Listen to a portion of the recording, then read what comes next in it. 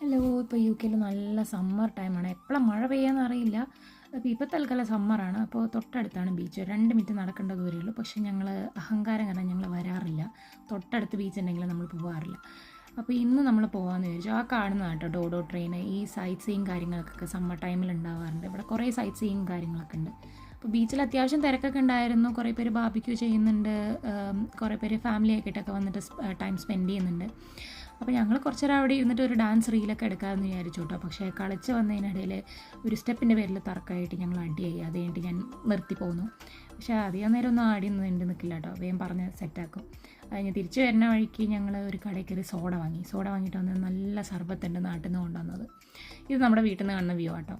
അപ്പോൾ സർബത്തൊക്കെ ഉണ്ടാക്കി ഒരു ചെറിയ സിനിമയൊക്കെ കണ്ടിട്ട് സർബത്ത് കുടിച്ചുകൊണ്ടിരിക്കുമ്പോഴാണ് സമയം 7-8 മണിയായത് അറിഞ്ഞില്ല കേട്ടോ. കാരണം പുറത്ത് വെളിച്ചമുണ്ടെങ്കിലും സമയം 8-9